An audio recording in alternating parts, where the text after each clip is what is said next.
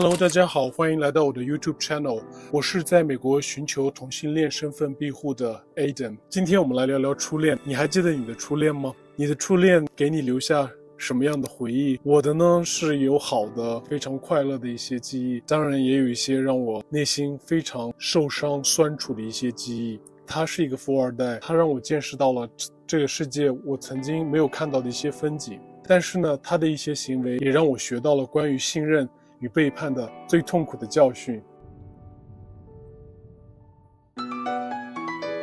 我生命中的第一款手机就是一部诺基亚音乐手机，我当时就是用那部手机呢，开始接触网络世界，也开始接触更多的同性恋的一些文化。我是08年在北京开始上的大学，我记得当时第一学期快结束的时候，快寒假的时候，我在大学自习室里面准备科目的考试，无聊的时候我就会刷一刷同志论坛。当时记得有一个叫 BF99，好像还有叫男孩别哭，类似于这样的一些论坛。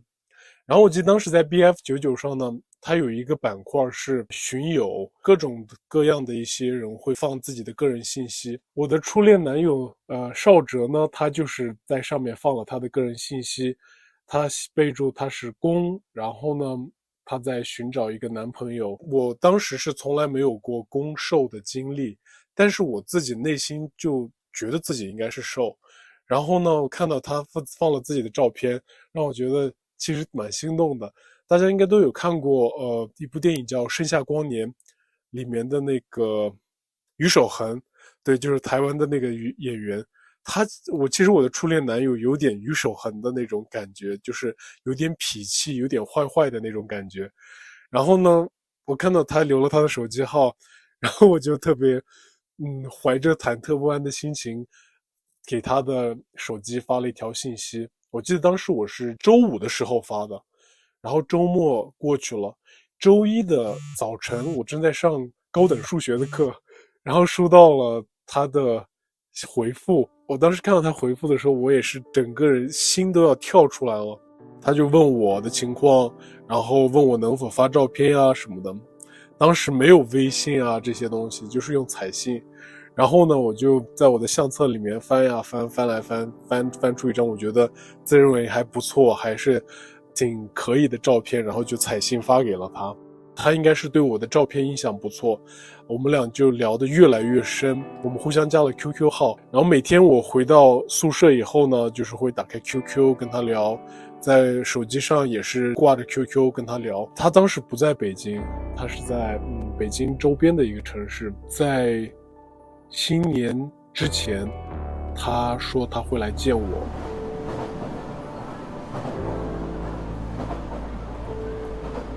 我还记得那一天，我坐着地铁在1号线的五棵松站，对，五棵松站下了地铁，因为他订的酒店就在那附近。然后我从地铁站出来的时候，就看到了他，非常精神，让我就觉得哇，真的是和照片一样，甚至比照片里面还要让我觉得心动。然后我们去了他订的酒店，他是一个特别喜欢看湖南卫视的人，因为他其实是要比我小2岁的。然后我们就看湖南卫视，然后呢，慢慢我们就抱在了一起，然后呢，就发生了一些不可描述的事儿。那也是我第一次真正的做受。在那里之前，我是看过各种短片子呀什么的，就觉得看他们的表情，就觉得他们应该是很享受的。然后我也是抱着那样的期待去交付了自己的身体吧。但是其实并不是，就是进入的那一刹那真的是钻心的痛，甚至有流血。就是那一晚之后呢，我们俩的关系呢也是基本确定了下来。之后呢，他就会经常来北京找我。一开始他就先带着我把北京所有地方都探索了一遍，然后呢，他带着我开始在全国各个地方旅游。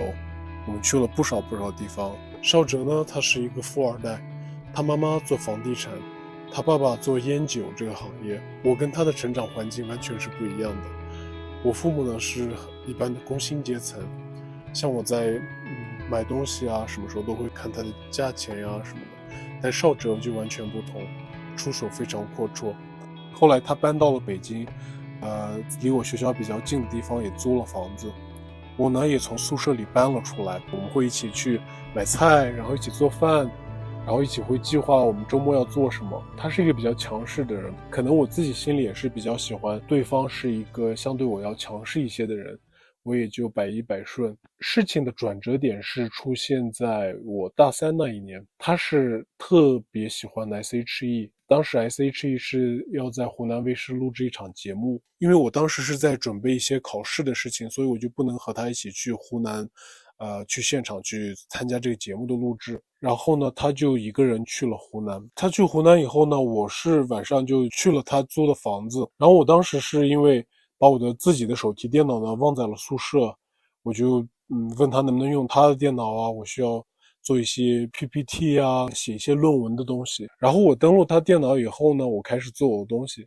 但是他把他的 QQ 呢设置成了就是自动登录，就是当你的电脑一开，一旦连接网络，你的 QQ 就会自动登录上去。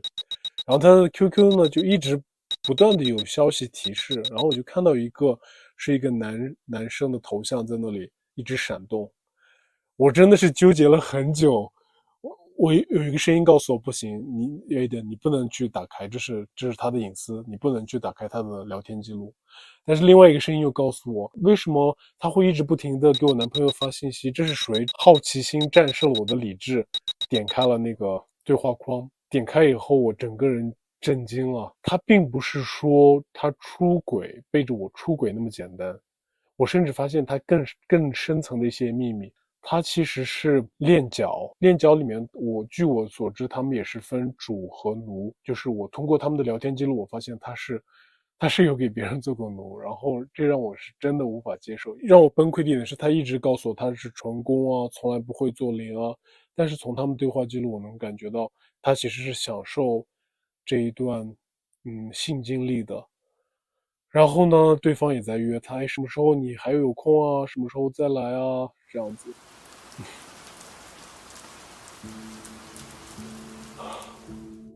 觉得自己特别的傻吧，然后我就把自己所有东西收拾掉，然后呢，给他写了一封信放在他的桌子上，我也没有告诉他发生了什么，然后就悄悄回到自己宿舍。回到宿舍以后呢，继续跟他保持着联系。过了3-4天，他回来了。回来以后呢，他知道了发生了什么，然后他就一直给我狂打电话，给我发信息，我把我手机也给关机了，就想的就算了吧，就这段感情我是真的觉得非常受伤。过了几天，他就来学校里面堵我，因为他也是有我的课程表的，然后他就在我的教室门口堵到了我。我们就回到家里聊，然后突然有一个，我当时其实也是一个怎么说呢，举棋不定，有的时候会比较不知道如何做决断的一个人。就是聊着聊着，我突然觉得，为什么我要受这样的伤害呢？然后我就起身准备走，然后那一刹那，他突然就整个双膝跪倒在地上，就抱着我，死死的抱着我说：“你不要走，你不要走。”然后那一刹那，我也就抱着他哭，可能心里虽然并没有100%的原谅他，但是就心里还是有个声音告诉自己说，给他一个机会吧。因为当时他跪下的那一刹那，死死抱着我，让我觉得，哦，他其实也是爱我的，他其实也是，珍惜我的，他其实也是不想让我走的。所以我们俩呢，就算是复合了。